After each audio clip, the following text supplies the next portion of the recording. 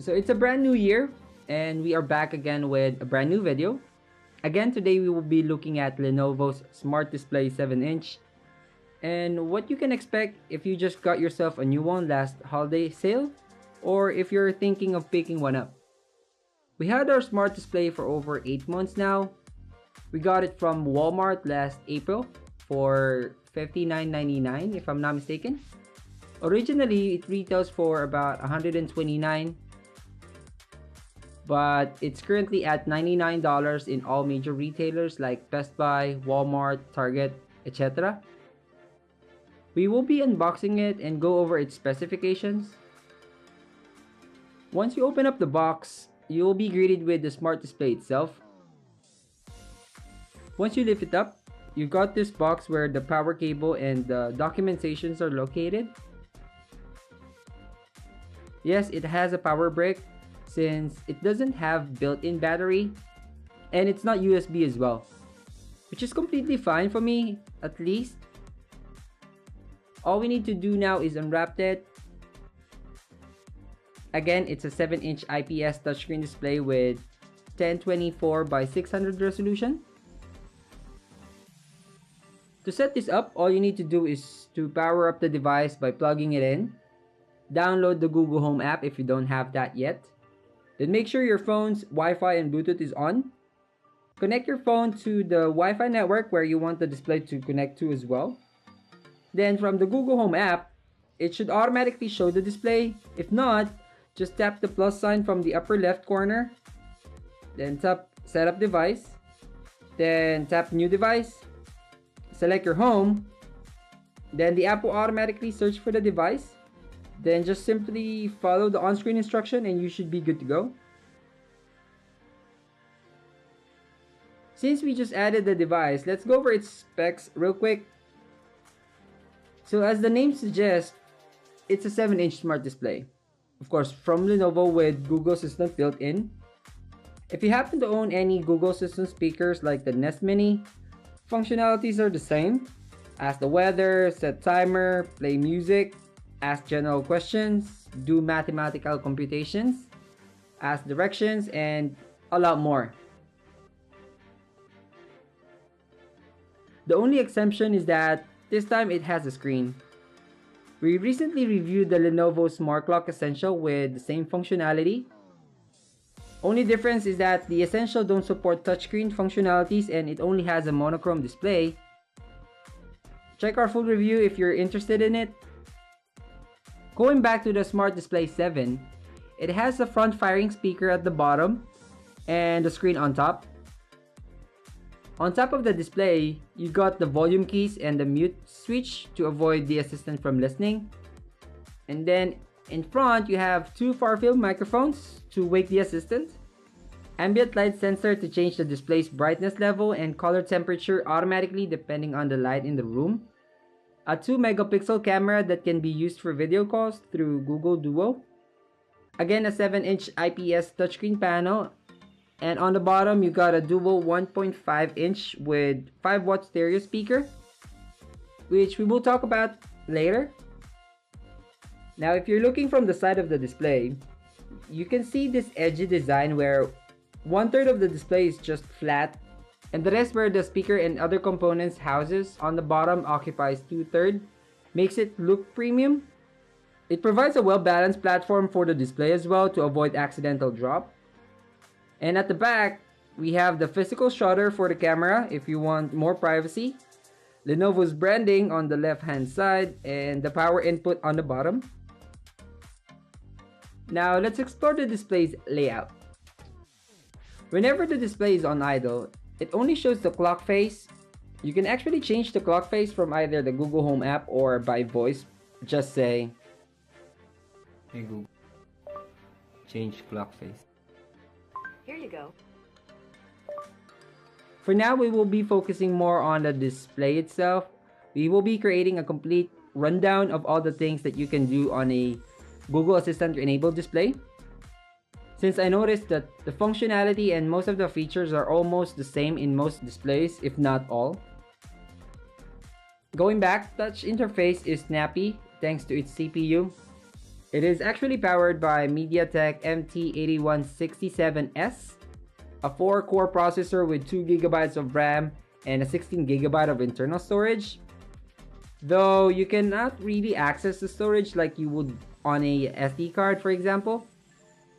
The only time I had stutter feedback when it comes to scrolling the screen is whenever my fingers are kind of sticky. And because of this IPS panel, the viewing angle is awesome. Wherever you look at the screen, the color and the quality of the screen will not change. And I know you noticed the bezel. Yeah, it's thick, right? On the side, you got 1 centimeter thickness.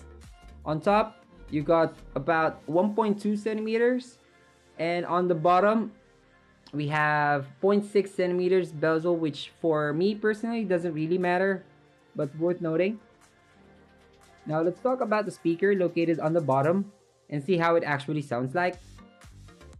Under this mesh fabric is again a dual 5-watt stereo speaker. When it comes to volume, it can get louder and louder as you increase the volume. Once you hit about 9 to max volume, it will start to distort. Our Mi Smart speaker is louder with heavy bass that you can really hear from across the room. Compare it with the Lenovo Smart Display. It's close, I guess, but the vocals are clear. It's just the bass that the display is lacking. It can be loud, especially if you set it to max volume. And when it comes to stereo speaker, you will not notice any separation even though it has 2 stereo speakers, since both speakers are too close to one another. Hear it for yourself.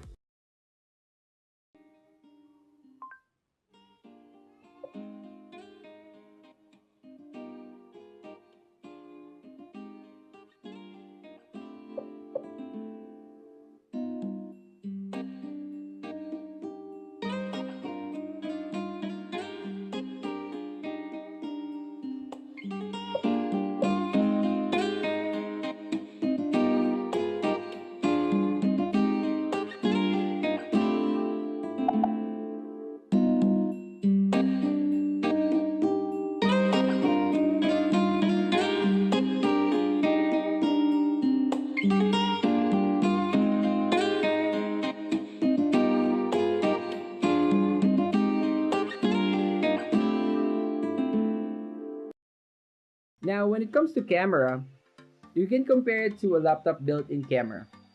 It works as intended, but don't expect too much. And bear in mind, it only works with Google Duo, no Google Chat, Skype video calls, Teams, Zoom, Facebook Messenger, and even Google Meets for video conference. Not for now, I assume. The good thing though, it has this physical privacy shutter where you can cover the camera if you wanted, especially if you decided to put it on a nightstand, thinking that maybe someone is watching you. Once you shut the camera cover, you will receive a visual response from the screen. Unlike muting the display, the Google Assistant will let you know verbally. The mic is muted. The mic's back on. Now, last is the supported services. Home controls are laid out like the ones from the Nest Hub and Nest Hub Max.